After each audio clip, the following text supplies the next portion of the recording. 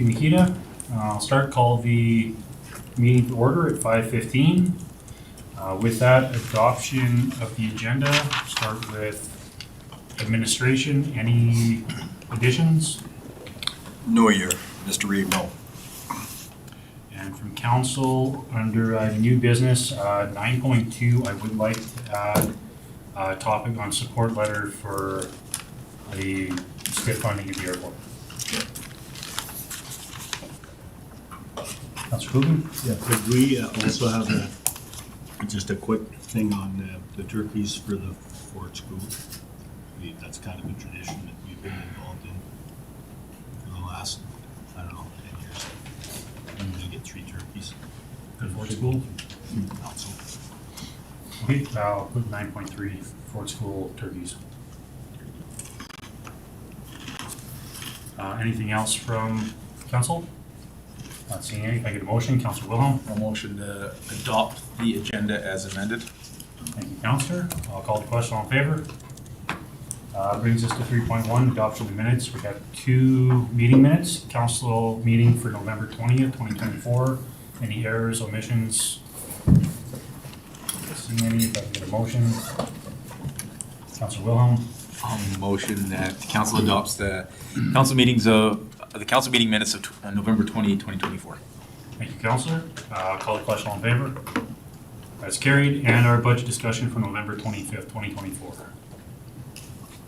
Councilor Dean. Move the council adopts the minutes of the budget discussion from November 25th, 2024.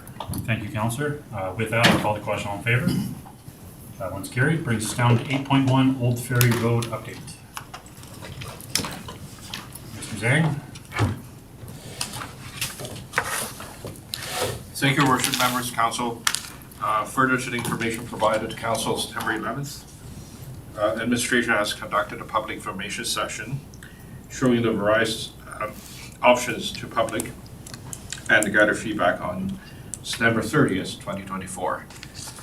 In the RFD's attachment, you'll find the slides that we printed for the public information session, as well as the questionnaire that was used at the public information session. During the one-on-one sessions between the directly impacted landowners by various different road realignment options and administration, the most favored option was option L1, close the road.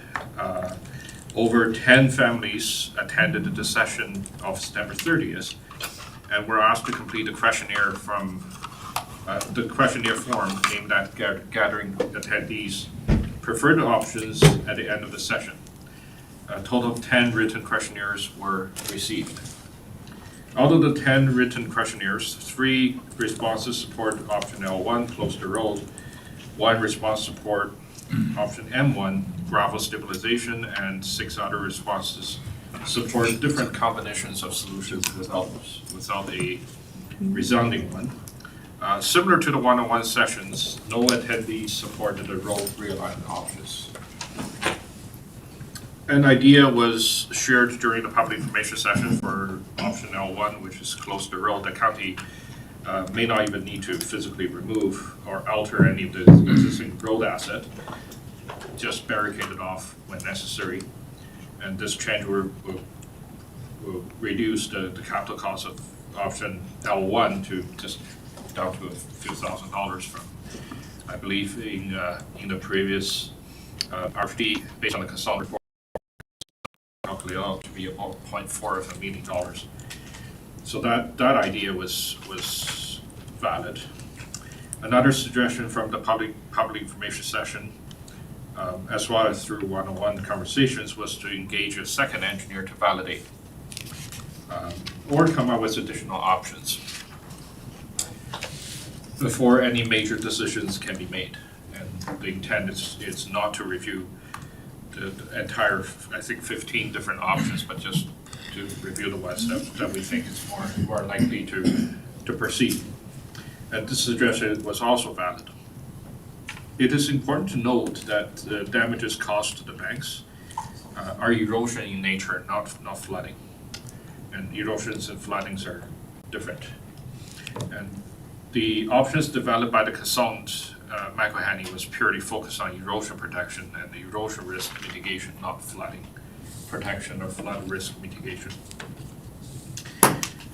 As I updated council in the past, the administration ESC continued communication with the province regarding the project as part of the 2023 disaster recovery program. While funding guarantee cannot be provided, administration is trying to encourage the province to fund close to $2.4 million, as that would represent the cost to restore prior to the flooding. Administration is also had a conversation with municipal affairs regarding the sustainability component of the new local government sustainability grant, and was told that LGSG is focusing on immediate emergencies to health and safety, not potential risks to health and safety. I laid out this copy from the July RFD, the previous options that was provided just for information. So administration agrees that a long-term solution to provide erosion mitigation is beneficial to the county and its residents. However, this desire must be constrained within the county's current financial situation and funding ability.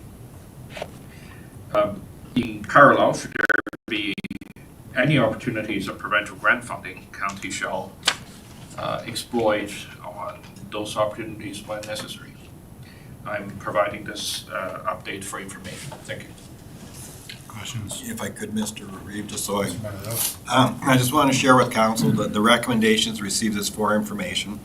And I've been contacted by two residents that live in that area, and obviously Mr. Brown is in attendance tonight. I was also contacted by Patricia McNeil, and they are wanting to come in as a delegation at our first meeting in January, which is the 15th, to share some perspective with you, so that they were hoping there wouldn't be a decision. So tonight, I wanted to share that with you, because our recommendation is based on being received for information tonight. But I wanted to share that with you before you got into your discussion.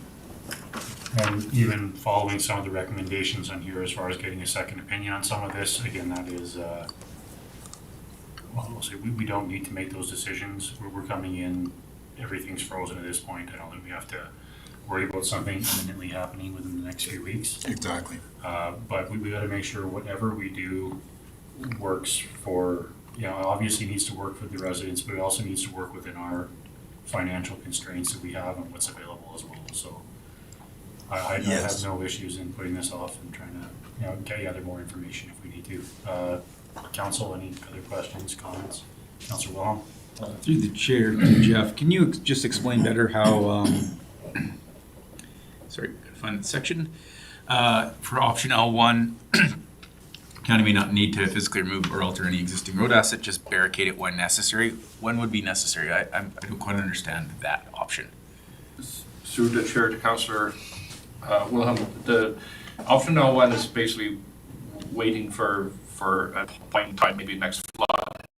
It's further eroding the road, and at that time you would, based on option L1, you put a roundabout, a turnaround on the eastern end, and you put a similar turnaround on the western end, so that there's no traffic can drive through this area. Now, the capital cost is associated with building those two turnarounds and realigning different driveways and roads. The suggestion I received is you may not even need to do that, because there are two T intersections on either end.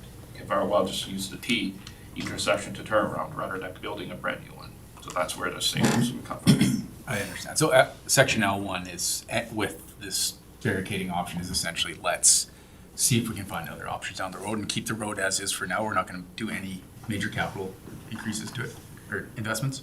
Through the chair to Councillor Wilhelm, flood is something it's an international problem that no one can really predict them when's the next flood going to happen. Option L1 is essentially do nothing at this time, and if we need to close the road, close the road. And that may not be needed for a year, 5 years, 10 years, maybe 50. Just no one knows when the next flood is coming. Okay, thank you. Councilor Burrows. In the event that there is another flood and we get those high flows and that erosion comes back and we end up losing another 40, 80 years of bank, the road falls in and then we start losing the houses that are close to the river, where is the provincial disaster recovery on that? I mean, you're saying it's erosion, but if your house falls into the river, people would kind of argue that's a flood, but I wonder if you could kind of give us some perspective on that. And the reason that I'm asking is because you kind of got some landowners here that are in a quagmire, so what would the province's take on that be under the disaster recovery fund? Through the chair to Councillor Burrows, not every single flood event will trigger a DRP. 2018 there was a DRP, 2023 there was DRP, but we also have a smaller scale flooding 2021, but there was no DRP. DRP is essentially at the sole discretion of the province. If the province doesn't consider it's being large enough to be a flood, they have a DRP program. And one of the criteria for DRP is they do not compensate for constant erosion. They're looking for those massive events. But if your road and bank is keep getting eroded through constant year after year erosion, that's not something that will cover. Any questions, comments? Councilor Burrows. So have we ever looked at if there is a if we're looking at millions of dollars in protecting the bank versus moving the road back onto those 3 properties that are there? Is there a plan in the future for that, or is there something eventuality to plan for that eventuality? And I guess I'll use there was no houses necessarily involved, but Cat Banks Road is a good example where that road is about to fall into the river, and it has been for a long time. We knew that was coming. So they plan to move that road up, and there's got to be land acquired for that. So is there any planning for this coming down the pipe? Or is there an option? Because I didn't see that as an option in the list. S3. Sorry, what was that? Is it S3 option? Is it? Yeah. Realign road 20 meters existing alignment? I thought that was S3. Yeah, I'm here, sorry, I'm zoomed in too much. If I may, Please. through the chair to Councillor Burrows, if you look at the listing of all the options, option S3 is one of the road realignment options. Option L, 2A, 2B, 2C, they all road realignment options. Okay.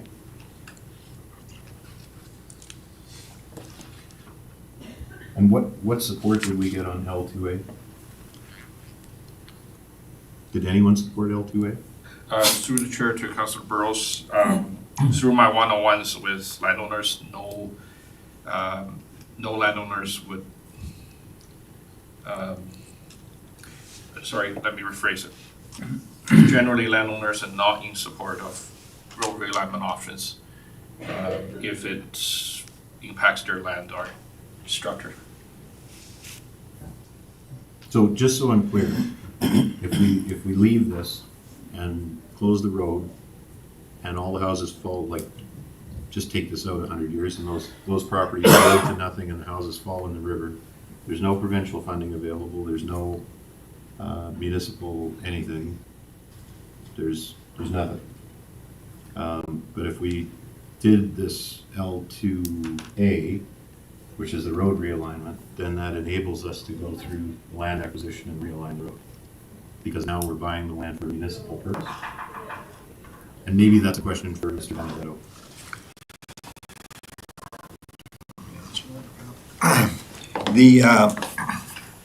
the issue surrounding land acquisitions, if you've got a willing buyer and a willing seller at a reasonable price, that doesn't pose the difficulties. If you have landowners that do not support the option and you need some of their land for the right-of-way and they don't want to sell it to you,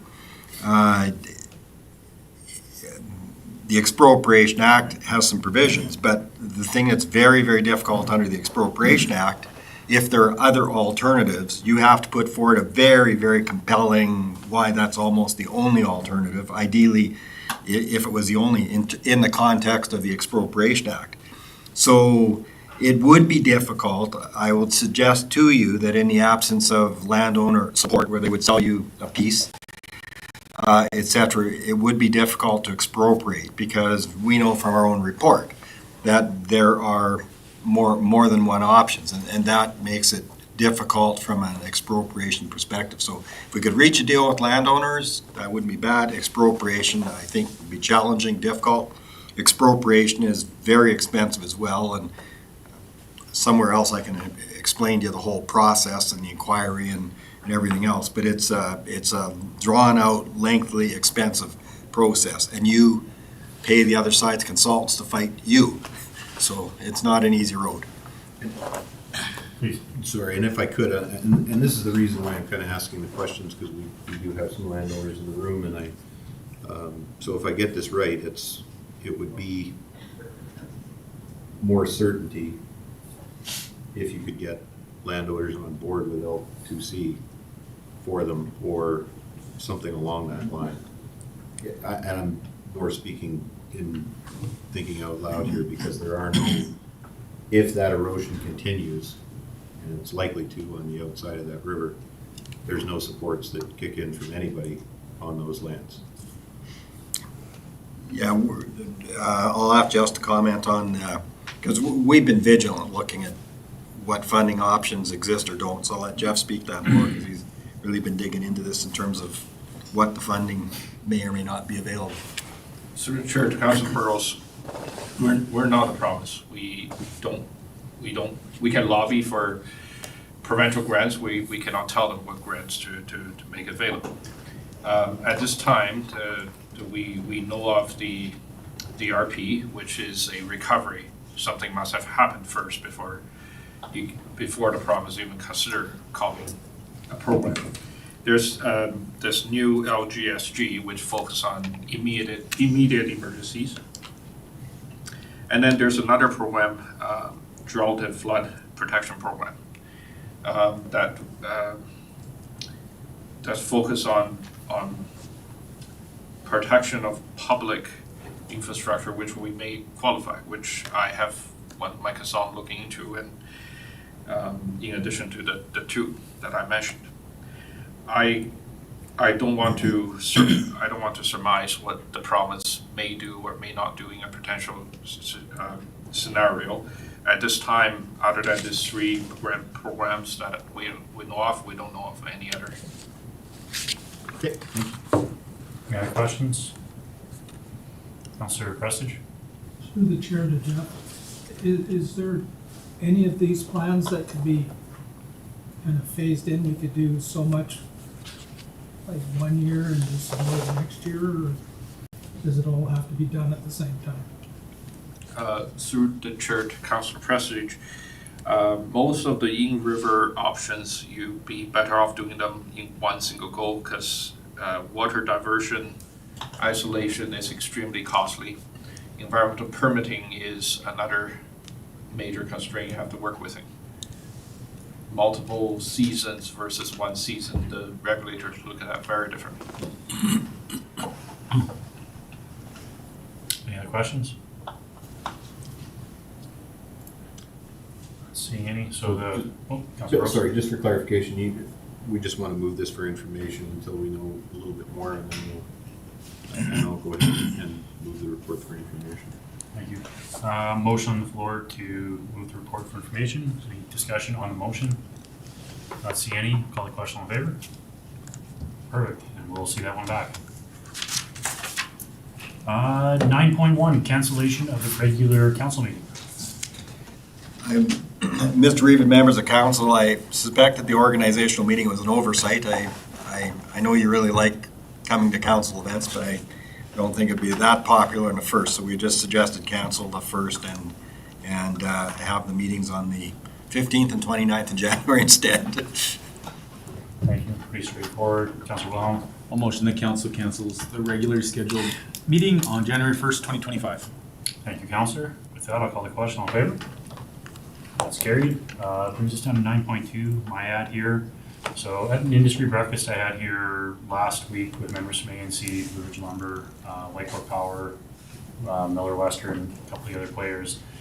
We were having a discussion around the airport and some of the funding that we're trying to get from the province through the STIP funding. And they are offering their support or their willingness to write a letter in support of our municipal ask from the province for that STIP funding. But what they were asking is if we could reach out to them and kind of give them guidelines as far as what we're asking for, what we're looking for. So what I'm asking is if, I guess, administration is willing to draft a letter that we can send to our municipal partners, or I guess municipal partners as well, plus industry partners within the area to help garner, again, support letters for our application for the STIP funding for the airport. Yeah, so obviously we've got a big stake at risk here because it's substantive funding that we are in great difficulty without. So yeah, we'll undertake to put something together that would help. Any questions from council on that? Councilor Rose? Did you want to make it a motion or? Yeah, I'll make that the motion that we direct administration to, I guess, what would we say, draft? Well, I think we just say that we draft some background information to assist possible partners with supporting the STIP grant. Perfect. That's great. With that, any discussion on the motion? Not seeing any, I'll call the question. All in favor? And that one's carried. 9.2, Councilor Coopin. Yeah, normally, through the chair to administration and council, every year for the last, I don't know how many years, council has been providing three turkeys to the Fort Assiniboine School for their school Christmas dinner that they have every Christmas. And I'm just curious whether they want to support that again. Councilor Wilhelm. Through the chair to Councillor Cookin, I support it for sure, and I'll donate my turkey to that one if we don't have any extras for it. Just want to check with administration, is that something, given it's been past practice that we have in the budget currently, or is it something that we need to find turkeys? You know, just let us know what you want to do and we'll figure it out. I'll have to admit that I haven't checked the turkey detail in the budget. So if that's your direction, we'll figure out a way to make it work. So Well, last year what happened was it came late to council, so I bought the turkeys and I was asked to submit the bill. Okay. And that was for 3 turkeys, so. yeah, so if you just indicate that the county support 3 turkeys for the school, and then we'll figure out how to make it happen. Okay, We have to, I think we can buy 2 turkeys. I will make the motion that we support 3 turkeys for the school. Thank you, Councillor. Any discussion on that motion? Not seeing any, call the question. All in favor? That one's carried. 10.1, correspondence and information items. Anything there? Councillor Dean? Move the council accept the correspondence and information items as circulated. Thank you, Councillor. Call the question. All in favor? It's carried. 11.1, council reports and questions. Councillor Dean? Before I get into my activities, I just want to bring council and administration some awareness about a question that came to me from a resident. They have a road allowance that bisects 2 pieces of their property. I think one's a grazing lease and one's a personal property. And the vegetation on the road allowance is old and it's rotting and it's falling down on their fences. And so their fences, they're having to go in and repair their fences, and sometimes their cattle are getting out. They had inquired to see whether they could get permission to go and just clear the right-of-way to alleviate that problem with the vegetation falling on their fences. And they were told they could not do that. And so I'm not sure if administration is aware of this specific conversation. I've not heard anything about it. I can't speak for others, but certainly I'm not aware of this. Sure, okay, so I'm just bringing it up. I don't know if there's a policy that doesn't allow that, but to me, it seems like if the landowner wants to go in and do the work themselves, they're not asking for any financial assistance in it. I don't see the issue with it, so from an administration's point of view, what are my next steps to try and help this resident? Well, I think first, do you have any awareness of this at all? Through the church, Councillor Dean, I'm aware of the situation. The landowner did contact us for that permission. Our thought was by clearing the trees of an undeveloped road allowance, just encourage more people to travel on the unbuilt road. And that's the concern with the liability. Right. You're inviting residents to travel on. You're talking about ATV traffic? Correct. Yeah. Hunters. Yeah, and so there is a trail that ATVers use. So I hear that concern, but I also, if you turn the coin on the other side, you've got a piece of investment, a property improvement that a landowner's made vis-a-vis the fence, and we own the right-of-way, and through our inattention, we're causing expense to the landowner. So I'm looking for advice from council or from administration to come up with a solution that'll work. Yeah, through the chair to Jeff and to Councillor Dean. I actually share Councillor Dean's idea there.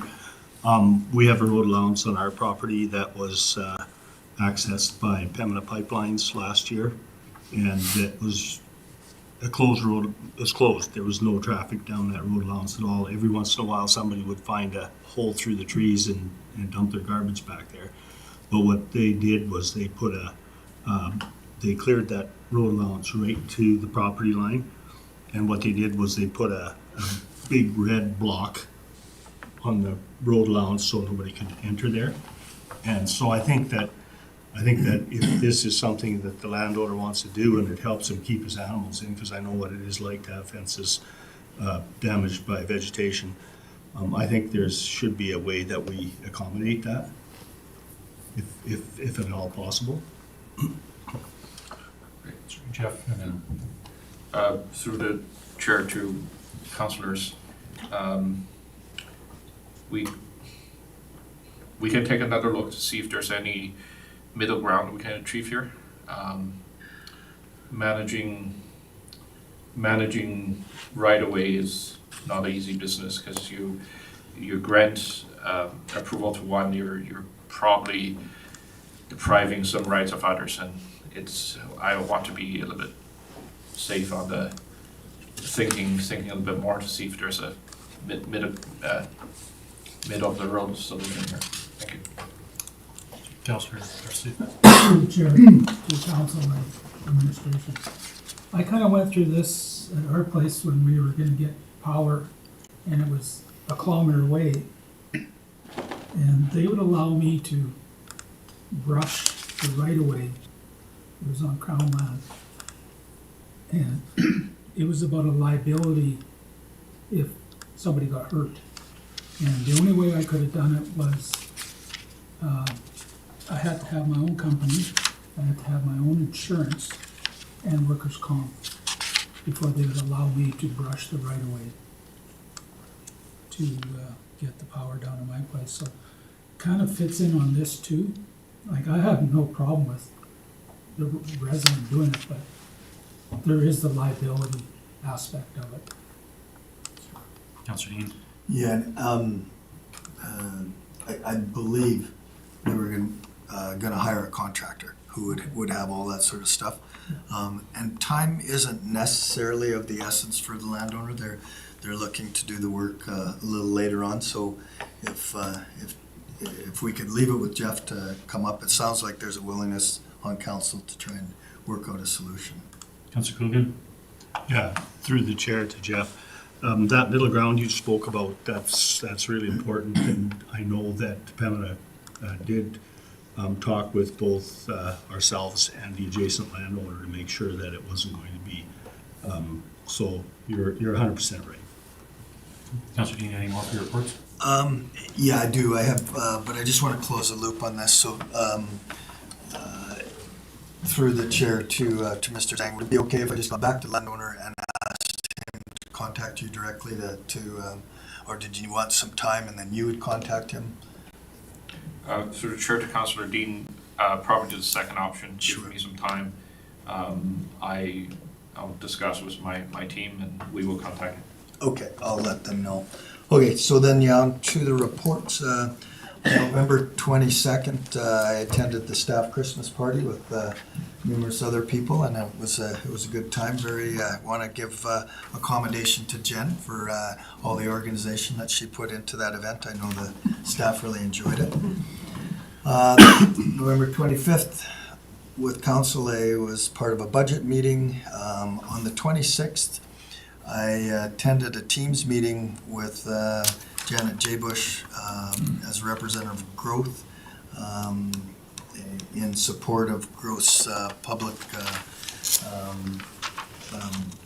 consultations that they want to go through in March.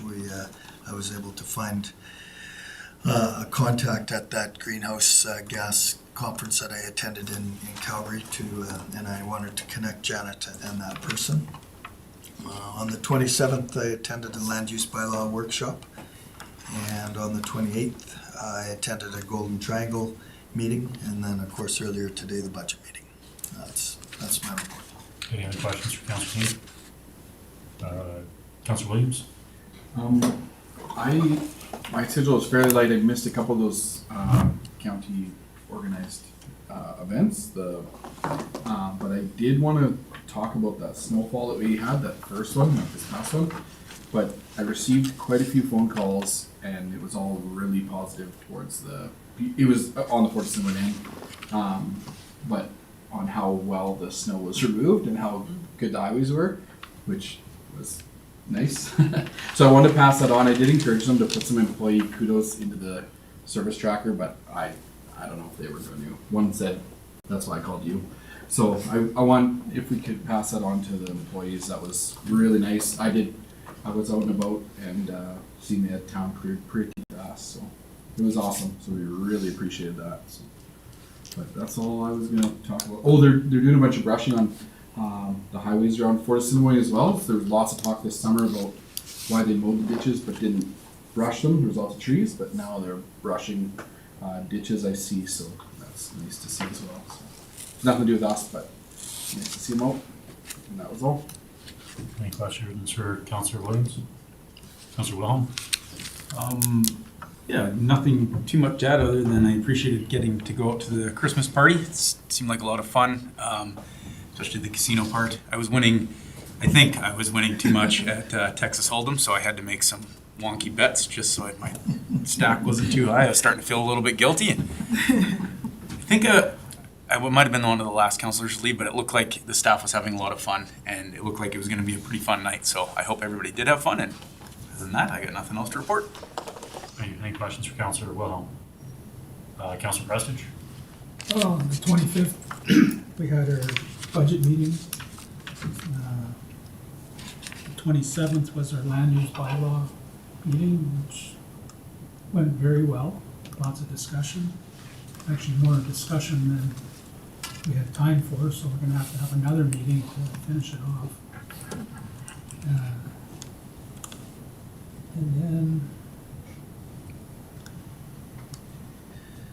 we had our last Eagle Tower Victim Services meeting last night, so we are all done with meetings. There might be a Teams meeting at the end of January just to finish off the bank statement, and that's it, it's all shut down. It's supposedly the new one is up. It's- Nobody's really said anything good or bad about it, but hopefully it's good.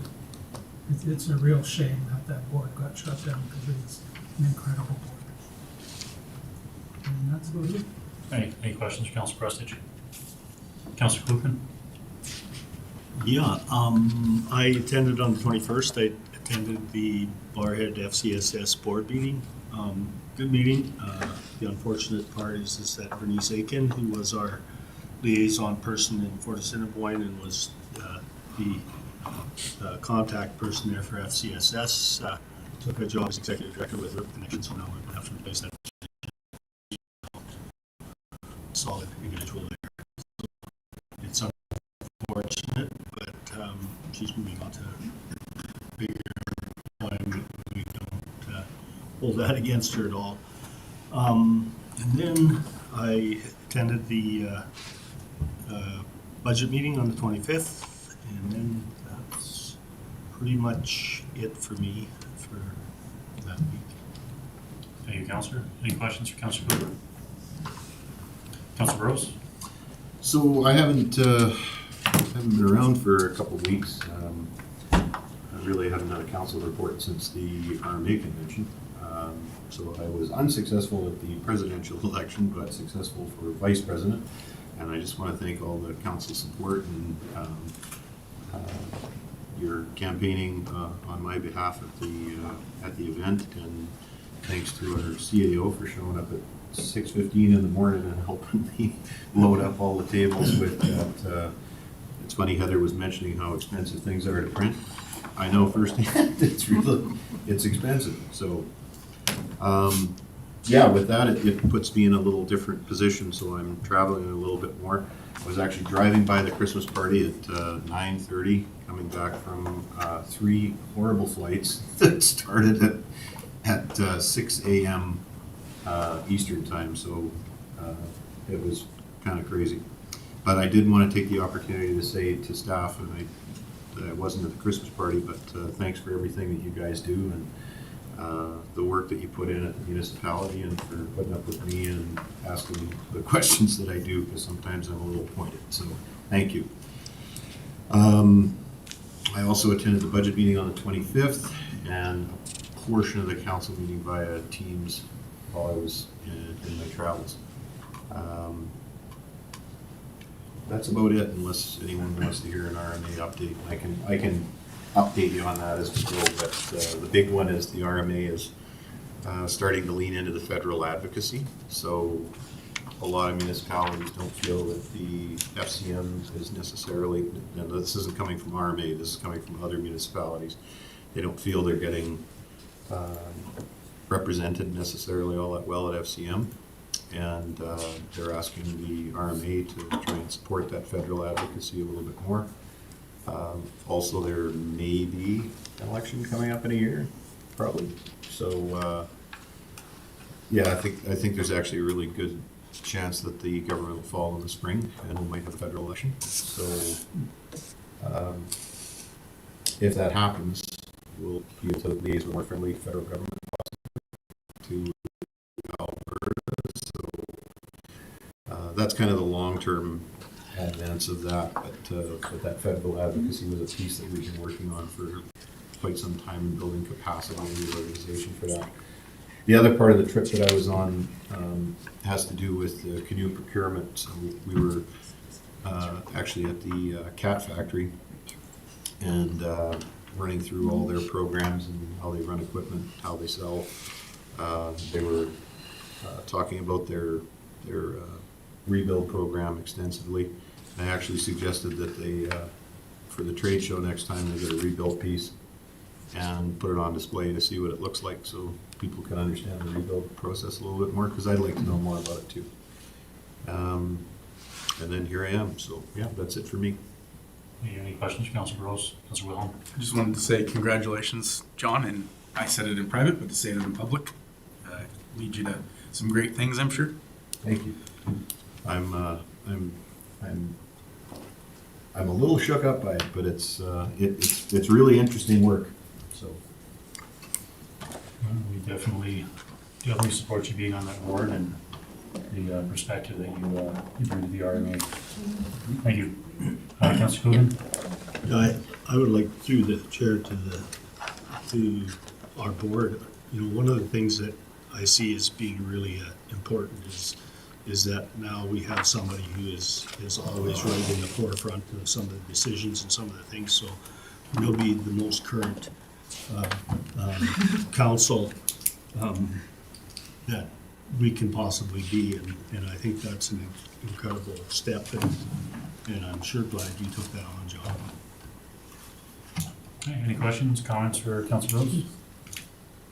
Vice President? With John taking that role, it's a big time consumer of his personal life too. So hats off to you. Okay, anything else? Move on to my report. Go through, just starting this week, going backwards. Earlier this week, I had a YRL, Yellowhead Regional Library Board meeting, org meeting for them. That's where we were at with that one. Quite a few new faces to the committee, so just trying to, I guess, set out their executive board. I had a meeting the week before that with industry members from around here, breakfast meeting, which is where the request from them for the STIP funding, I guess, information came from.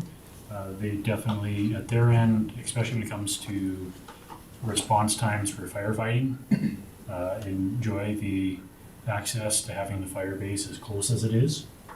And for them, given that they are, lumber-driven industries, a majority of them, that extra few minutes in the air from a bomber coming from, say, we get moved, the base was moved to Edson to this way, makes a huge difference for them on what could be salvaged and what couldn't be. So it was definitely nice having that conversation with them and the support they were showing around the table.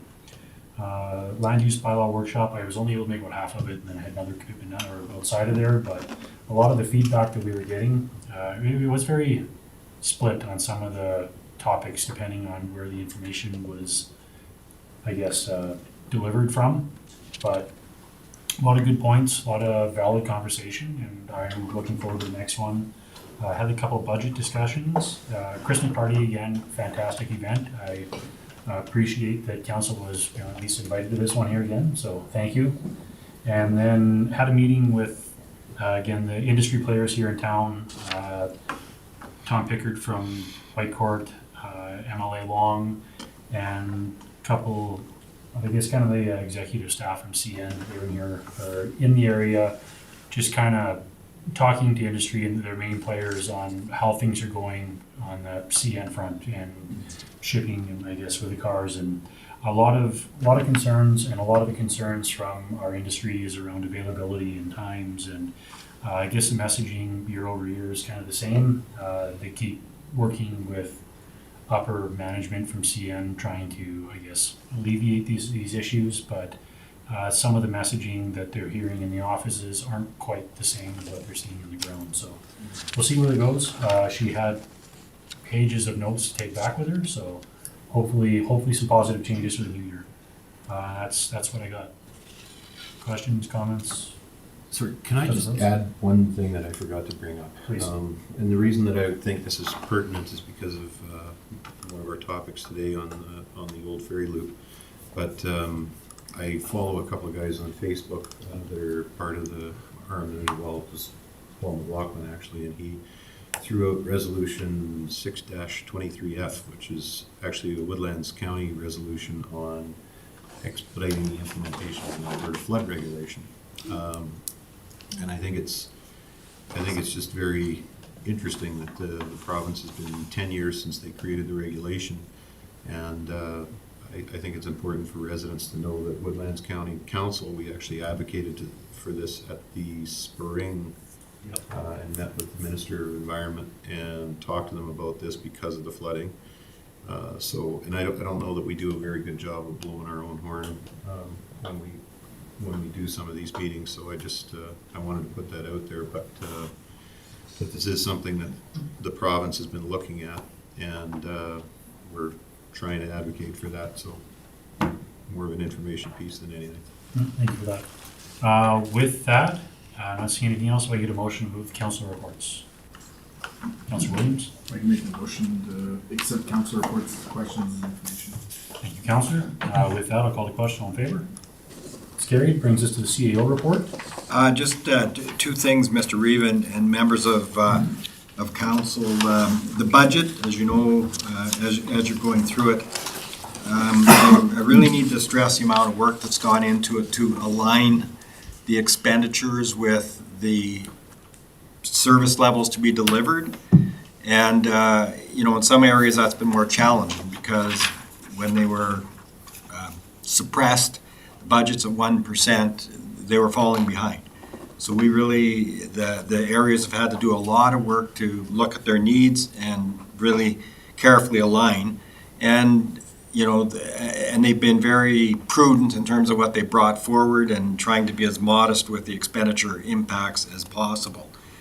The other focus in the budget as well, which we talked about before, is trying to give council that broader organizational perspective. So to go along with the asset condition assessments you're getting so you understand corporately where we're at. So we really do appreciate, we know you'll be giving it all a lot of diligent thought, and we know that there are not easy answers. But certainly, I want to recognize my colleagues for all the work they've done to put together the information that is in front of you. The second item, you've touched on it, but I want to touch on it from the perspective of we were fortunate at the event to recognize very dedicated individuals in our organization from 5 years to 35, and Joan, of course, being the 35-year recipient of recognized for her dedicated service, and we really appreciated you being there, B, your comments and your toast. That meant a lot to everybody, so thank you for that. Just another 35 coming. One or two. Did you win a new car? No. No new cars. So that's it for tonight. But it's budget. Okay, any other questions for Mr. Benedetto? Not seeing if I can get a motion for the CEO. Councilor Rose? I'll make a motion that we accept the CAO report. Thank you, Councillor. With that, I'll call the question. All in favor? That is carried. And going into our next part, just checking, Mr. Benedetto, do we, I guess most of the motions we have coming out of here, do we have to have these online, or do you want to just end streaming? And then we can finish with our delegation at the end. We don't have to bring staff back in to. Yes, that would work, and our delegation has some flexibility, and a little later works better, actually. So if we could kind of reorder this so people with one item, they could come in and address it, and then they can go, because we're all here again tomorrow night too, so. So if that's okay. With that, if I can make a motion to go into closed session, we got FOIP 17 and 21 here.